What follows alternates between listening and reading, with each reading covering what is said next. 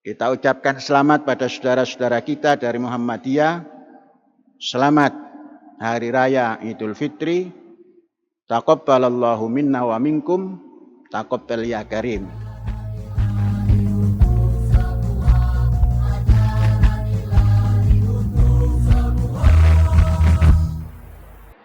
Assalamualaikum warahmatullahi wabarakatuh. Alhamdulillah. Saudara-saudara, ini hari Jumat. Kita sudah tidak melaksanakan shaum. Penghujung shaum kita hari Kamis kemarin. Namun kita belum melaksanakan sholat Id. Karena kita menunggu pengumuman dari Departemen Agama.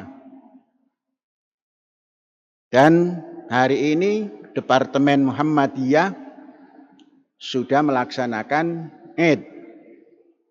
Kita ucapkan selamat pada saudara-saudara kita dari Muhammadiyah. Selamat Hari Raya Idul Fitri. Taqabbalallahu minna wa minkum. Taqabbal ya karim. Kemudian kita mengambil kebijakan seperti ini karena ada satu larangan dari Kanjeng Nabi bahwa Kanjeng Nabi melarang melaksanakan puasa di 2 hari. Yang pertama hari Al-Fitri, yakni Idul Fitri. Yang kedua, hari An-Nahri, Idul Nahr, Idul Kurban.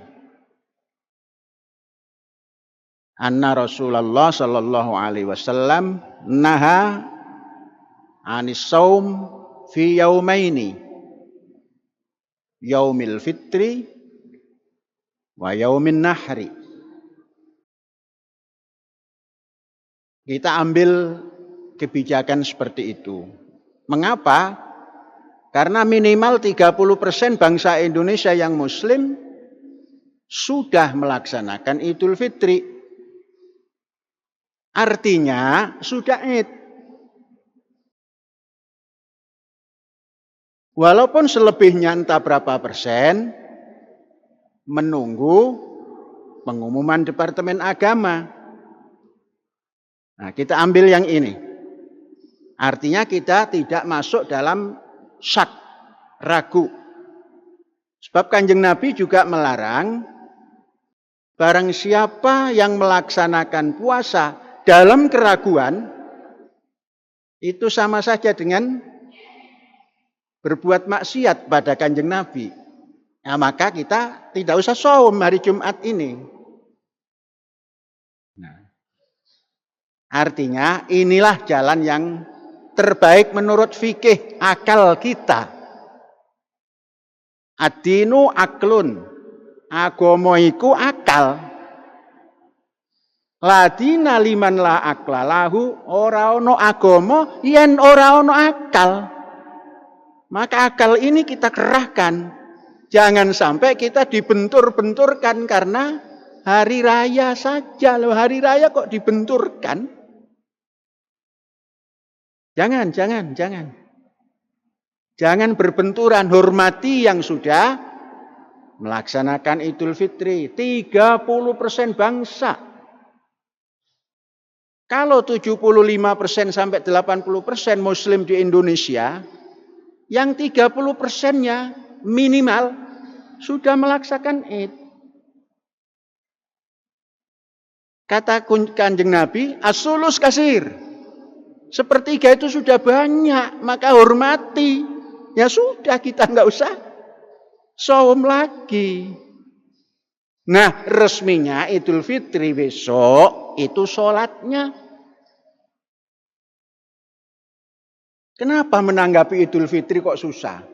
Apa makna Idul Fitri itu? Idul Fitri yauma yafturun nas. Para mukmin, para muslim makan-makan di akhir Ramadan. Cuma makan-makan aja kok gegeran. Jangan sampai gegeran. Idul Fitri itu hari makan-makan. Yang biasanya pagi-pagi nggak ada fatur, sekarang ada fatur. Makan-makan. Jangan terlalu jauh memaknai Idul Fitri kok kemana-mana. Hari raya makan-makan. Setelah 1 bulan penuh suntuk menahan makan pagi, makan siang, hanya pada makan malam. Jadi Idul Fitri itu gampang, segampang-gampangnya. Sambil bertakbir menjelang makan pagi. Maka makannya yang beda sedikit. Beda saja gitu. Bukan harus lebih enak itu. Beda sedikit.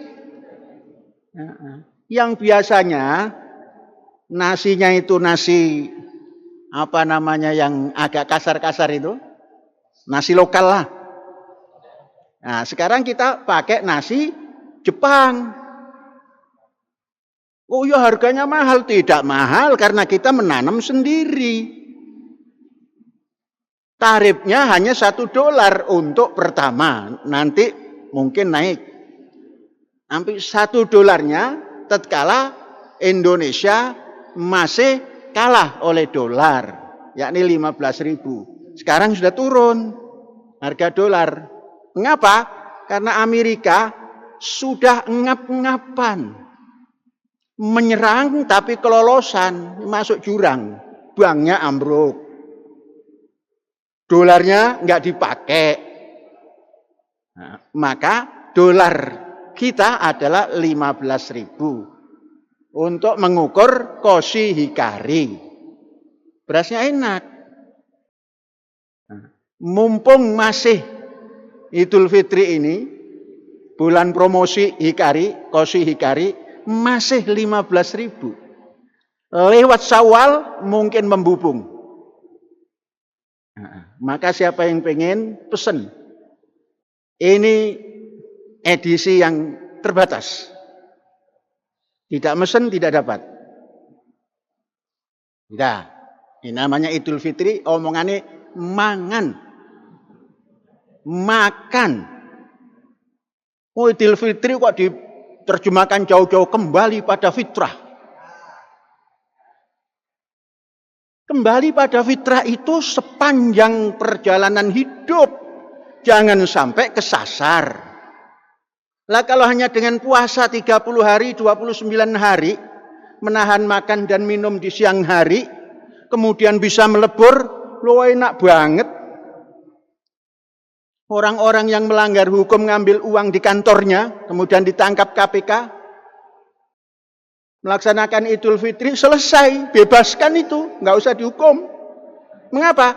Kembali ke fitrah, suci, bersih. Enak banget. Nah, yang sekarang, wali kota yang sebelah sana itu, yang sedang ditangkap KPK, ya terus walaupun dia puasanya nyereng. Wah, puasa kalau sudah dalam tahanan itu paling tertib.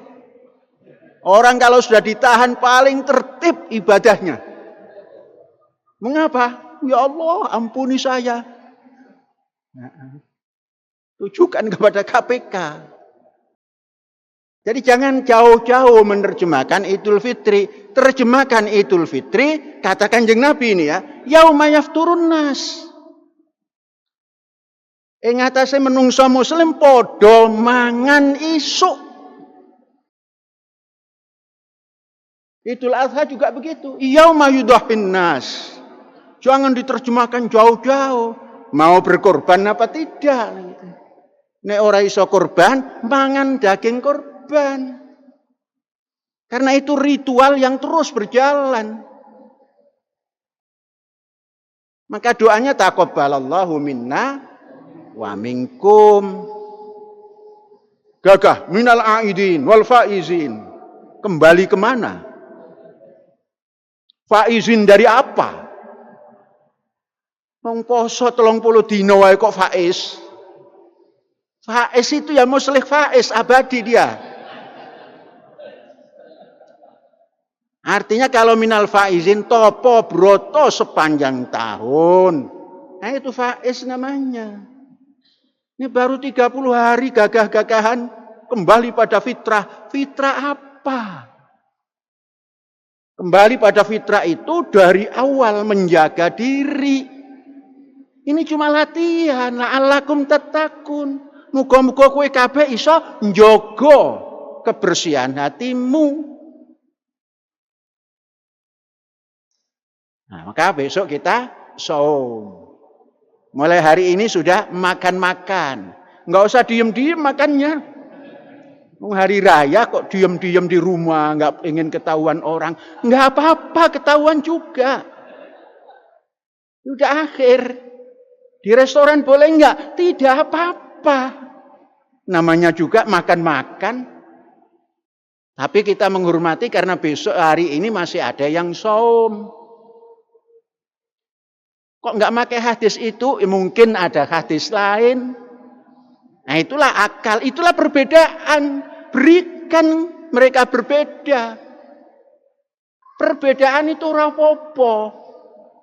Yang penting ujungnya dan awalnya puasa, ujungnya lebaran. Gitu kan? Enak kan kalau gitu?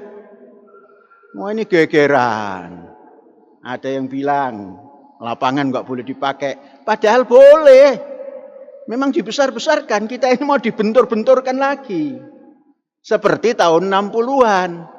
Tahun 60-an gegeran loh itu puasa yang beda-beda begitu. Untungnya ketika Pak Harto puasa belum pernah terjadi gegeran. Mengapa? Menteri agamanya sudah membuat keputusan jauh-jauh hari. Enggak pernah gegeran. Paling yang gegeran ditunjuk gini saja sudah enggak mau jadi itu gegerannya. Itu zaman Pak Harto. Karena zaman kebebasan, bebas saja. Yang mau hari ini bebas. Enggak usah mamer-mamerkan pangheulana. Yang belakangan juga bebas, enggak usah dicaci. Maka kita hari ini sudah hari makan-makan. Sudah makan belum? Iya. Besok ikut hari raya, hari makan-makan. Lah yang mbok beda makannya. Apa bedanya? Ya yang penting beda. Paling tidak makannya kosi hikari. Terus ini koordinator wali santri harus pesan itu supaya beda makannya itu kosi hikari, harganya mumpung masih murah. Kemudian besok kita kan sholat Id. Jangan terlalu pagi, sarapan dulu, olahraga dulu. Iya, jam 5 atau jam 4, jam 5 sudah selesai jalan kaki. Kalau mau sarapan dulu, sarapan. Tapi sebaiknya jangan sarapan dulu sebelum sholat. Mengapa? Nanti sholatnya menggeh-menggeh. Tahu menggeh-menggeh? Ngap. Kan ini hari raya makan kan? Ya sudah. Jam 8. Panitia. Ini terlalu sergap kadang-kadang panitia itu. Jam 7 sudah, mana ini? Syekhnya mana? Kok belum datang? Jam 8. Mengapa jam 8? Supaya takbirnya panjang. Kan takbir itu setelah sholat sudah nggak ada kan? Nah itulah aturan itu. Padahal kalau mau takbir juga boleh toh.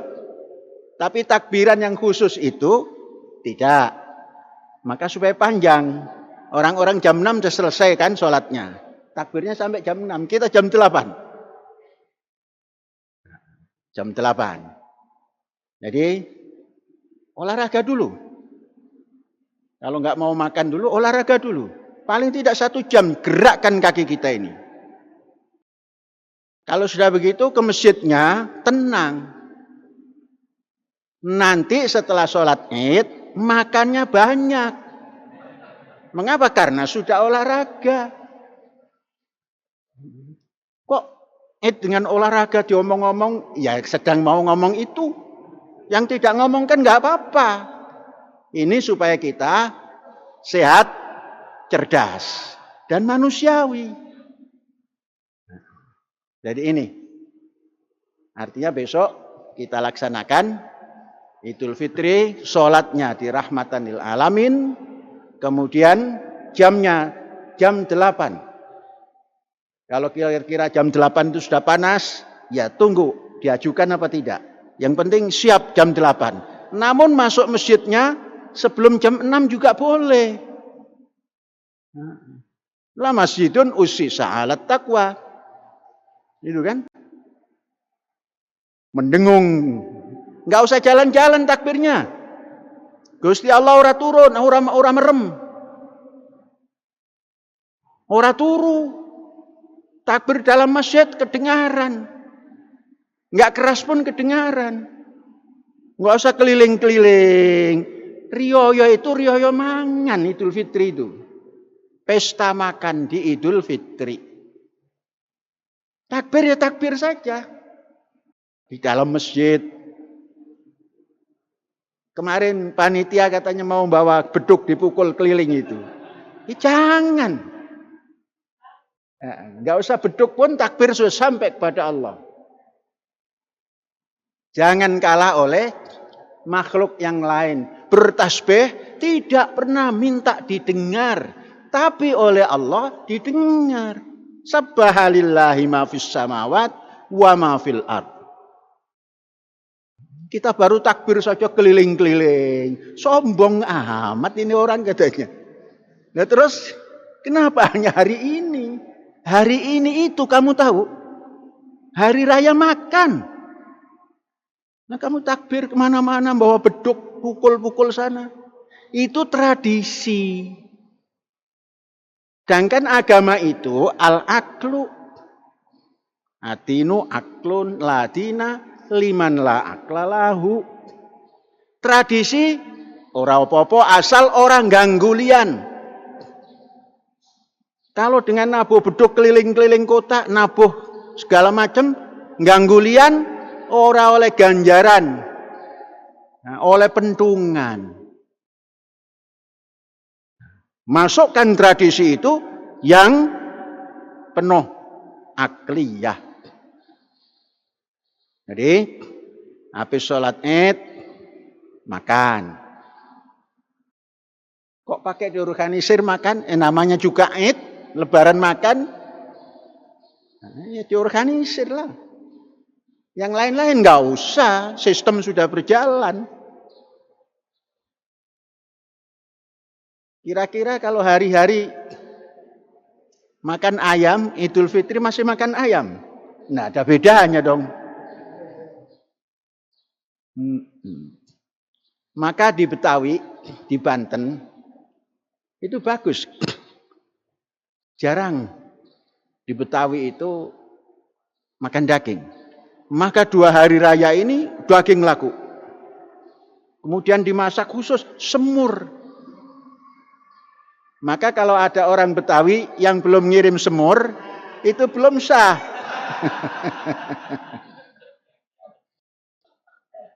Orang Banten juga begitu.